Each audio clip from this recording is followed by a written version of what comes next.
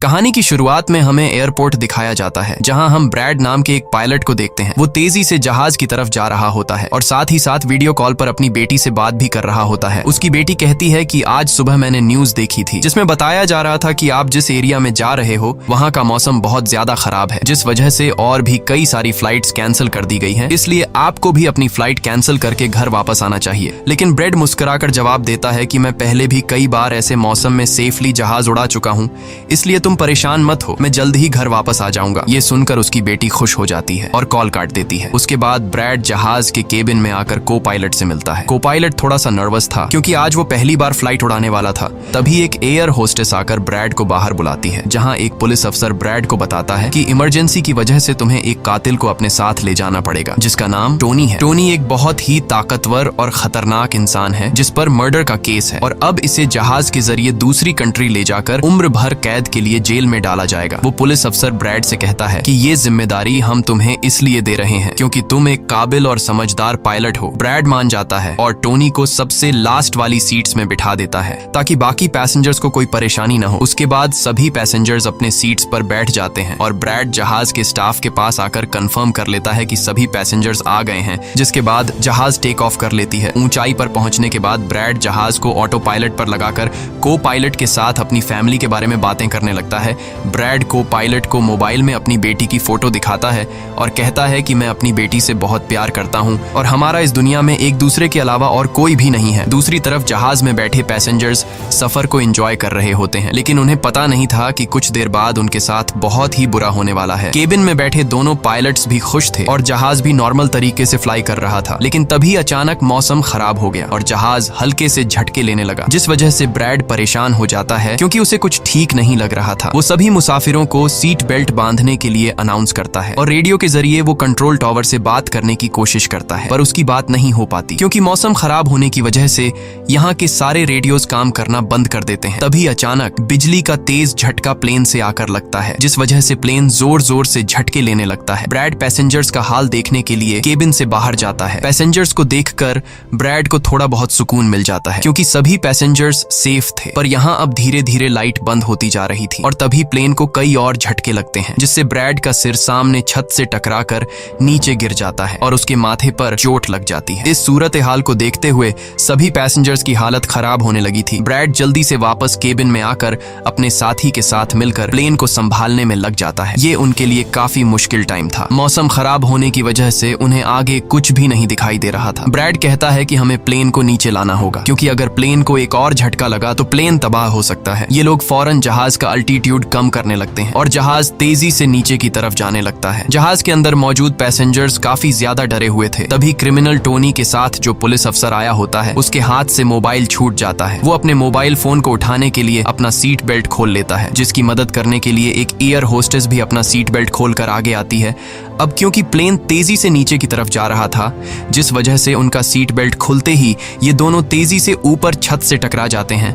ये दोनों इतनी तेजी से छत से टकराते हैं कि उनकी तुरंत मौत हो जाती है। इतने में जहाज काफी कम अल्टीट्यूड पर आ जाता है और किसी तरह करके ये दोनों पायलट जहाज को कंट्रोल कर लेते हैं। लेकिन अब जहाज में ज्यादा पावर नहीं बची होती, इसलिए ब्रैड जहाज को एयरपोर्ट तक नहीं पहुंचा सकता था, जिस वजह से ब्रैड जहाज को नीचे लाकर समंदर में क्रैश लैंड करने का सोचता है। लेकिन तभी ये दोनों कुछ दूर एक आइलैंड देख लेते हैं, जिसके बाद ब्रैड जहाज की डायरेक्शन आइलैंड की तरफ कर लेता है और आइलैंड पर लैंड करने का फैसला करता है। कई मुश्किलों के बाद ब्रैड इस आइलैंड पर मौजूद एक रोड पर फाइनली इमरजेंसी लैंड कर लेता है। लकीली इस इमरजेंसी लैंडिंग में सभी पैसेंजर्स सही सलामत होते हैं और किसी को भी चोट नहीं आती। तभी जहाज में पीछे शॉर्ट सर्किट होता है, जिससे देखकर ब्रैड खुश हो जाता है क्योंकि जहाज में अभी भी थोड़ी बहुत बिजली बची हुई थी। सभी पैसेंजर्स के जहाज से उतरने के बाद एक एयर होस्टेस कैप्टन ब्रैड को बताती है कि क्रिमिनल टोनी को ले जाने वाला पुलिस अफसर मारा गया है और एक एयर होस्टेस भी मारी गई है। ये सुनकर ब्रैड बहुत ज्यादा मायूस हो जाता है। दूसरी तरफ एयरलाइन कंपनी का मालिक देखता है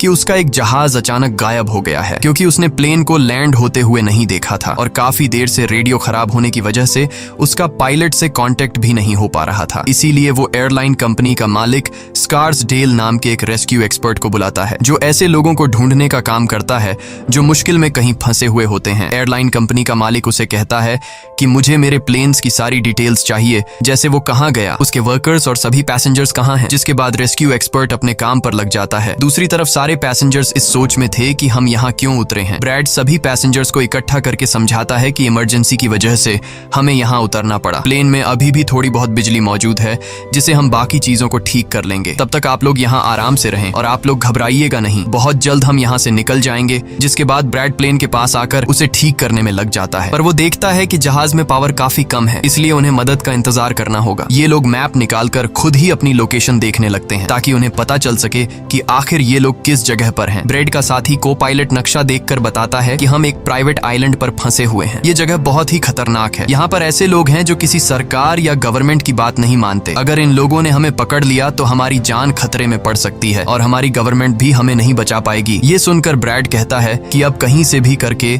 हमें अपनी रेस्क्यू टीम को यहाँ पर बुलाना ही होगा ताकि वो आकर हम सबको बचा ले, क्योंकि यही एक रास्ता है यहाँ से निकलने का। जिसके बाद ये दोनों मदद बुलाने के लिए रेडियो ठीक करने लगते हैं, लेकिन आसमानी बिजली के टकराने से रेडियो बिल्कुल खराब हो चुका था। अब ब्रैड सभी पैसेंजर्स के पास आकर उन्हें बताता है कि किसी खराबी की वजह से रेडियो काम नहीं कर रहा, लेकिन आप सब परेशान मत हो। ब्रैड उन्हें तसल्ली देता है कि हम आइलैंड के दूसरी साइड पर जाकर रेडियो को ढूंढेंगे और कंट्रोल टावर को अपनी लोकेशन बताकर रेस्क्यू टीम को यहाँ पर भेजने के लिए कहेंगे, जो आकर आप सब लोगों को बचा लेंगे। और यहाँ ब्रैड एक बहुत बड़ा कदम उठाता है। वो कहता है कि मेरे साथ टोनी जाएगा। ये कहकर वो टोनी की हथकड़ी खोल देता है। यहाँ ब्रैड जहाज के कोपायलट से कहता है कि तुम जहाज की पावर को रिपेयर करने के काम पर लग जाओ। मैं जल्द ही किसी भी कॉन्टैक्ट के जरिए रेस्क्यू टीम को यहाँ तक लाने की कोशिश करूंगा। जिसके बाद टोनी और ब्रैड रेडियो ढूंढने के लिए जंगल की तरफ निकल पड़ते हैं। रास्ते में टोनी ब्रैड को उस पर भरोसा करने के लिए थैंक्स कहता है। अब हम इस आइलैंड पर रहने वाले आतंकवादी ग्रुप को देखते हैं, जिनके पास एक आदमी दौड़ कर आता है और वो आदमी उस ग्रुप के लीडर को बताता है कि यहाँ आइलैंड पर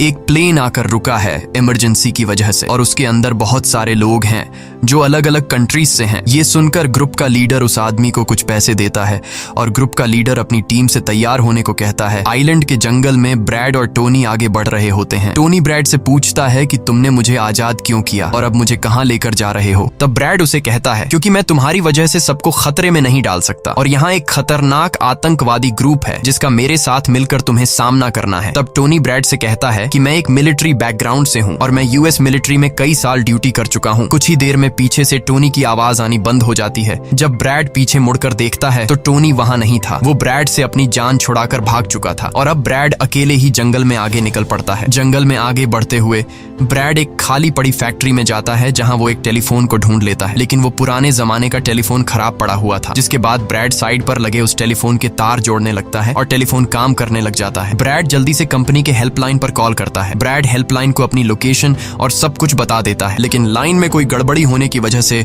सामने वाले इंसान तक उसकी आवाज ठीक से नहीं पहुंच रही होती, जिस वजह से हेल्पलाइन वाले ब्रैड की कॉल काट लेते हैं। तब ब्रैड को एक आइडिया आता है। वो अपनी बेटी को कॉल करता है और उसे अपनी लोकेशन और बाकी सारी चीजें एक पेपर पर लिखकर उसके ऑफिस तक पहुंचाने को कहता है। तभी बातचीत के दौरान पीछे से एक आदमी आकर ब्रैड पर हमला कर देता है, लेकिन ब्रैड उसे काफी मुश्किल से काबू कर लेता है और उस आदमी को मार मार कर बेहोश कर देता है। तभी ब्रैड को महसूस होता है कि एक और आदमी इस कमरे में आ रहा है, इसीलिए जल्दी से वो छिप जाता है। पर वो आदमी कोई और नहीं बल्कि टोनी था, जिसने बहुत सारे गुंडों को मारकर उनके हथियार ले लिए थे। और वो ब्रैड को आवाज देता है कि डरो मत, बाहर निकलो। फिर जब ब्रैड सामने आता है तो टोनी ब्रैड को एक बंदूक पकड़ा देता है उसकी हिफाजत के लिए। उसके बाद ये दोनों जब फैक्ट्री के नीचे वाले फ्लोर में आते हैं तो यहाँ उन्हें एक कैमरा मिलता है, कैमरा की रिकॉर्डिंग और वहाँ पड़े पासपोर्ट से इन्हें पता चलता है कि इस आइलैंड पर रहने वाले आतंकवादी लोगों को किडनैप करके उनकी फैमिली से काफी बड़ी रकम की डिमांड करते हैं। और जब किडनैप किए हुए बंदे की फैमिली की तरफ से उन्हें पैसे मिल भी जाते हैं तब भी ये लोग उसे छोड़ने के बजाय मार देते हैं। ये देखकर ब्रैड समझ जाता है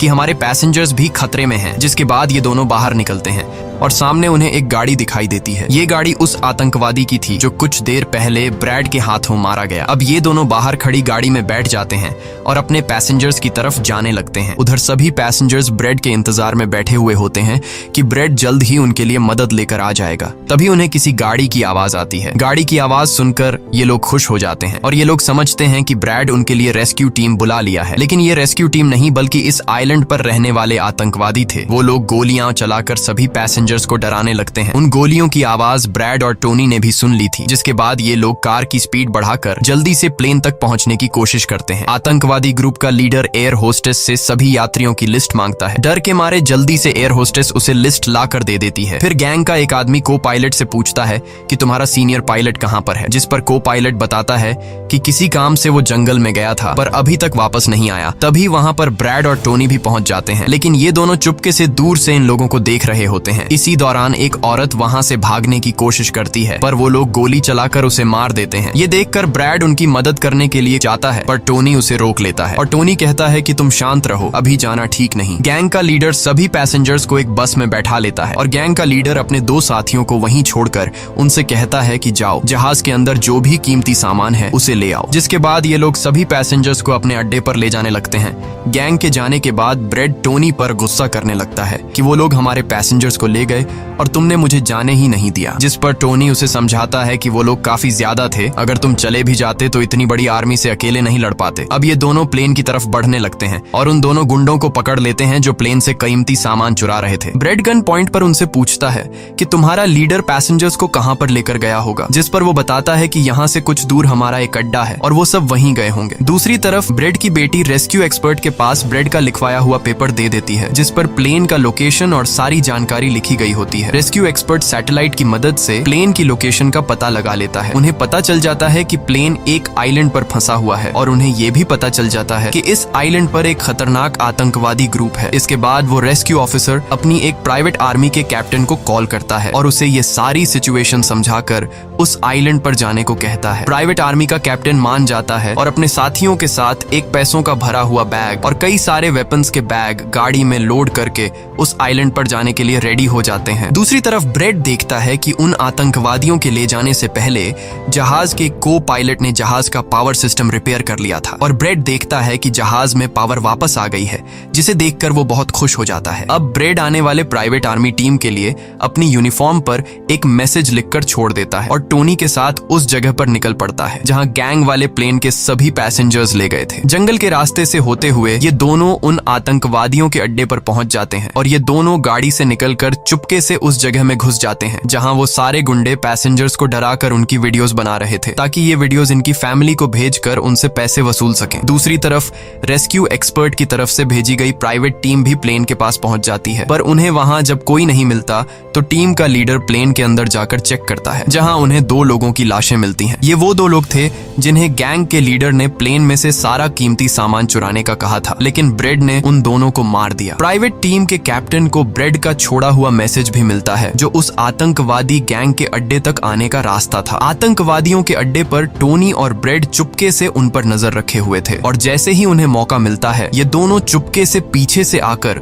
2 आतंकवादियों को मार देते हैं। फिर ये दोनों चुपके से आगे बढ़ते हैं और एक कमरे के बाहर जा पहुंचते हैं। इस कमरे के अंदर सभी पैसेंजर्स को कैद करके रखा गया था। अब ब्रेड इन लोगों को छुड़ाना तो चाहता था, पर वहां बहुत सारे गार्ड्स पहरा दे रहे थे और ब्रेड के पास दरवाजे का ताला खोलने की चाबी भी नहीं थी। इसके बाद ये दोनों एक एक करके उन गार्ड्स को मार गिराते हैं और टोनी तो हथौड़ा उठाकर कई सारे गार्ड्स को हथौड़े से मार देता है। यहाँ ब्रेड एक गार्ड से चाबी लेकर उन पैसेंजर्स को कमरे से आजाद कर देता है। वो उनसे कहता है कि जल्दी से उसी बस में बैठ जाओ जिसमें तुम सबको आतंकवादियों ने यहाँ लाया था, और वो सभी जल्दी से उस बस में जाकर बैठ जाते हैं। तभी टोनी ब्रेड के पास आकर बताता है कि यहाँ से गाड़ी के जरिए बाहर निकलने का सिर्फ एक ही रास्ता है, मगर वहाँ कई सारे गुंडे बंदूक लिए खड़े हैं जो हमें देखते ही हम पर गोलियां बरसाना शुरू कर देंगे। जब ब्रेड पैसेंजर्स की तरफ देखता है तो वो सभी बहुत ज्यादा डरे हुए होते हैं। अब यहाँ ब्रेड अपनी जान को खतरे में डालते हुए एक फैसला करता है और टोनी से कहता है कि मैं वहां पर मौजूद सभी आतंकवादियों का ध्यान भटकाऊंगा और तुम मौके का फायदा उठाते हुए सभी पैसेंजर्स को यहाँ से ले जाना। अब पहले तो टोनी ब्रेड को ऐसा करने से मना करता है।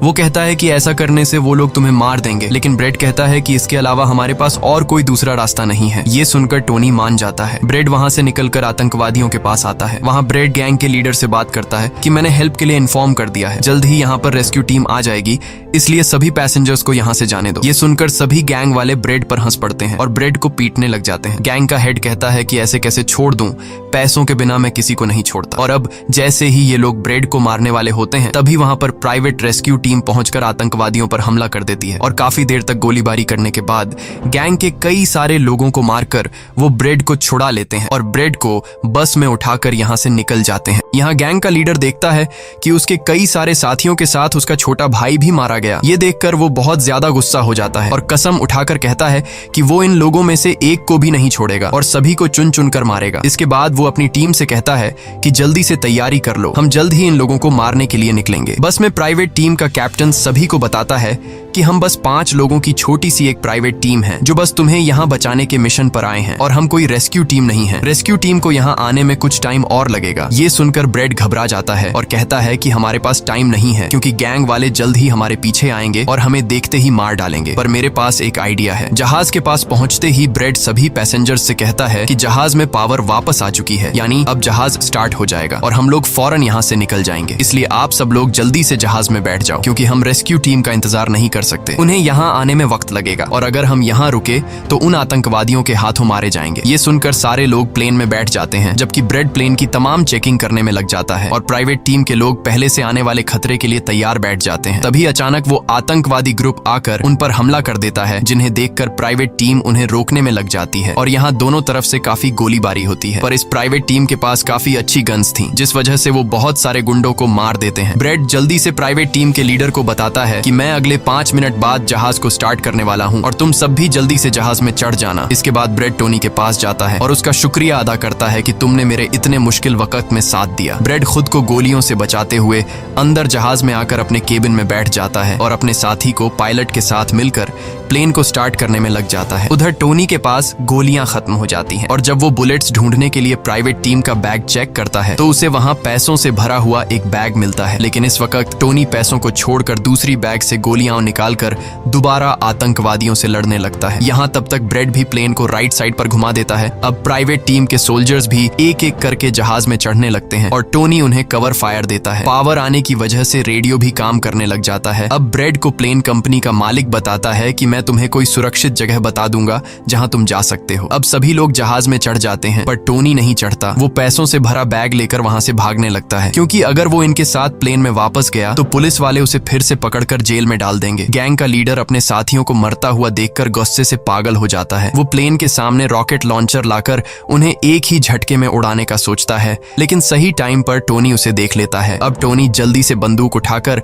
उसे शूट करके मार देता है और सभी लोगों की जान बचा लेता है। ये देखकर ब्रेड टोनी के इस काम से बहुत खुश हो जाता है और ब्रेड अपनी पूरी ताकत लगाकर प्लेन उड़ाने में कामयाब हो ही जाता है। ये देखकर टोनी सभी पैसेंजर्स और ब्रेड के लिए खुश होता है और पैसों का भरा हुआ बैग लेकर जंगल की तरफ भाग जाता है। ब्रेड जहाज को इस आइलैंड से दूर ले जाता है और जहाज का मालिक उसे एक एयरपोर्ट के बारे में बताता है जहां ये लोग जा सकते थे जो अब इनके काफी करीब था। ब्रेड एयरलाइन कंपनी के मालिक की बताई हुई जगह की तरफ जहाज को ले जाता है लेकिन तभी एक बार फिर जहाज के इंजन में आग लग जाती है और जहाज तबाह होने लगता है। इसलिए ब्रेड दोबारा से इमरजेंसी वार्निंग ऑन करता है और धीरे धीरे जहाज को नीचे रनवे पर लाने की कोशिश करता है। फाइनली बड़ी मुश्किल के बाद ब्रेड जहाज को रनवे पर उतार देता है और सब लोगों की जान बच जाती है। ब्रेड और उसका साथी को पायलट काफी खुश हो जाते हैं। उधर प्लेन कंपनी का मालिक और उसकी टीम भी बेहद खुश थी। अब ब्रेड पैसेंजर्स का हाल देखने के लिए पीछे जाता है तो वो देखता है कि सभी पैसेंजर्स सेफ हैं और ये देखकर उसके दिल को सुकून मिल जाता है। वहाँ खड़े सभी पैसेंजर्स ब्रेड के लिए तालियां बजाने लगते हैं और ब्रेड का शुक्रिया अदा करते हैं। कुछ ही देर में वहाँ उनके लिए रेस्क्यू टीम भी आ जाती है जिसे देखकर सभी पैसेंजर्स खुश हो जाते हैं। यहाँ ब्रेड सभी पैसेंजर्स को रेस्क्यू टीम के साथ भेज देता है और कैप्टन फाइनली सुकून की सांस लेते हुए जहाज की सीढ़ियों पर बैठकर अपनी बेटी से कॉल पर बात करता है। इसी के साथ ये कहानी खत्म हो जाती है। अगर आपको वीडियो अच्छी लगी हो तो हमारे चैनल को सब्सक्राइब और वीडियो को लाइक जरूर कीजिएगा।